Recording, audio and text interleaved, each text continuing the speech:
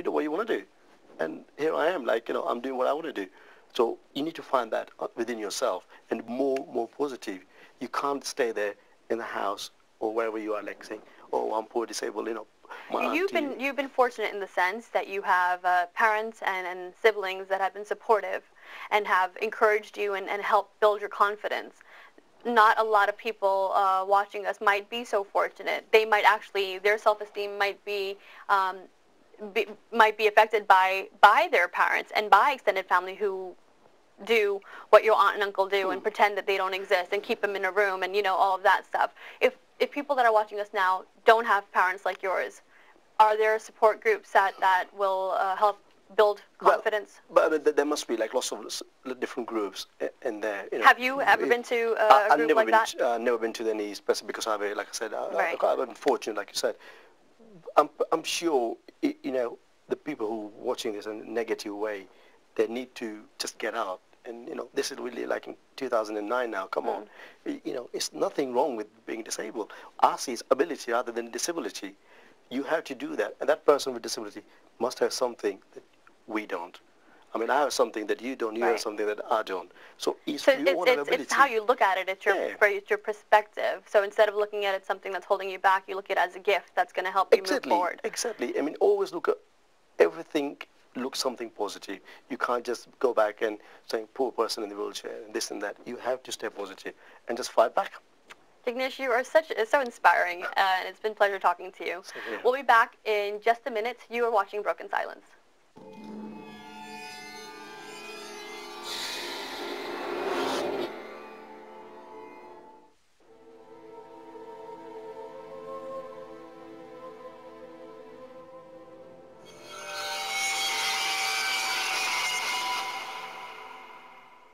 Hi, welcome back to Broken Silence. I'm Sanyya Gardez. Today we're talking about disability. Joining me on the panel is Jignesh Vadia, who contracted polio at the age of 2, and Parpinder Dat from the Sanwal Asian Family Support Service. Thank you for joining us on our panel today. Parpinder, let's just start with you. Can you just tell us a little bit about your organization and what kind of services you offer? Sanwal Asian Family Support Service was set up back in 1986. A research study was actually undertaken by Joseph Rowntree Trust, commissioned by the local authority at that time, as to why South Asian families were not taken at mainstream services. So we started off by actually befriending Asian families. What was the conclusion of that study? The findings showed that families had language barriers. They were living in poor housing conditions. They weren't aware of the disabilities that their children had, and they certainly weren't aware of the benefits that they could actually claim for their children. Those were the findings. So what services does SAFS in particular, what services do you offer? Back then in '89 we actually started off providing advice and outreach. What we found was that families needed to be signposted and just needed emotional support, family support, and then we went on to providing care in the home, because we had families who needed practical help, so helping children get ready for school in the morning or bathing or feeding.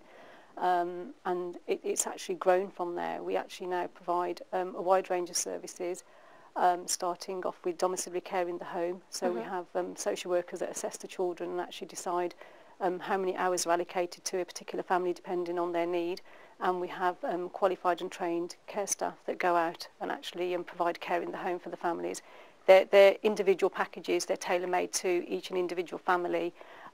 Majority of our staff are Asian, therefore we actually speak the languages that the families require. And we work with adults with disabilities in the form of domiciliary care, as well as actually having group activities. So we actually bring adults into the centre.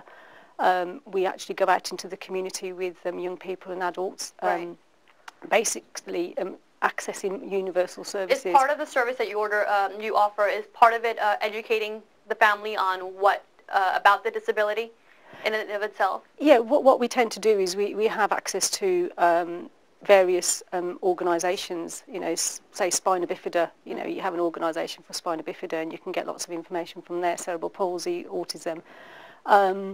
We like to know what the child's condition is. Usually, not all children get a diagnosis straight away. We actually work with children from birth and right up to with an adult at the age of 40.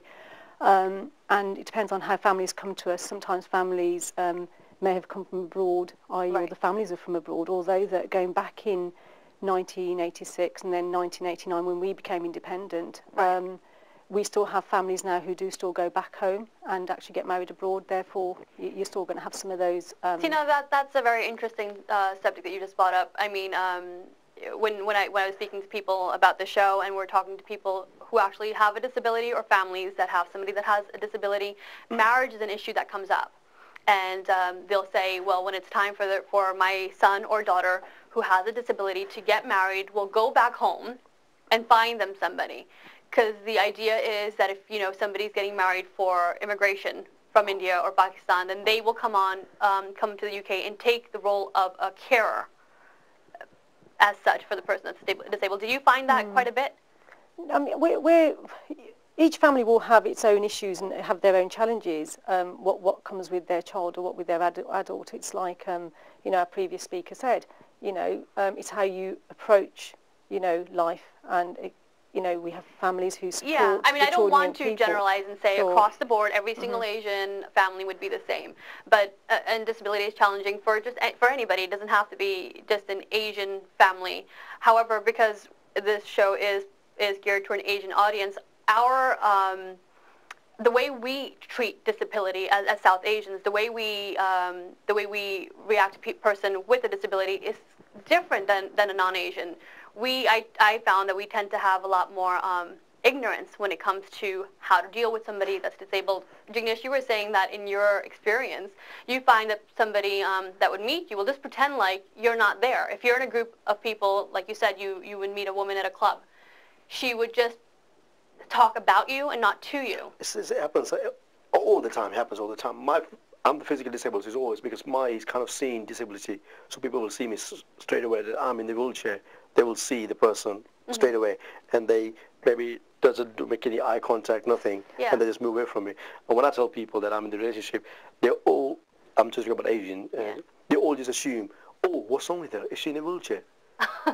Exactly, that's their mentality. They're thinking, because you're a disability, you're going out with somebody who has some kind of disability. And I just said, well, no, she's a teacher. And they're like, thinking, what?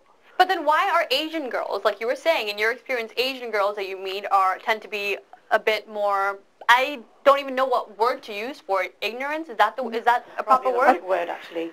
Because one of the things that I found over the years actually working in this field, that if you've got a physical disability, if you've got a visual impairment or a hearing loss or something, they can see that, so they can maybe understand that to an extent. But if somebody's got autism or Asperger's, or mental health problems, for instance, our community doesn't recognise that as a disability or a problem, because they kind of out of sight, out of mind almost. That's one of my own personal experiences. But in Jignesh, in your case, if you are you're on a wheelchair, so obviously when somebody meets you, they know that you have a disability, so they're quite aware of what the issue is, but then just tend to pretend like, that it doesn't exist. Do you think it's just because it makes them uncomfortable, or they don't? Yeah, I mean, to me, it just reminds me about the kids, because I go to schools with my partner, who is a teacher, just talk to the kids and just tell them, about my disability. So if you tell the kids, kids ask you the question, why are you in the wheelchair? Can you do this? Can you do this? What can you do and you can't do? And that to me is great. I love people asking me questions about my disability. It makes me more aware of other people. But people like Asian community, they don't ask you questions. They don't want to know.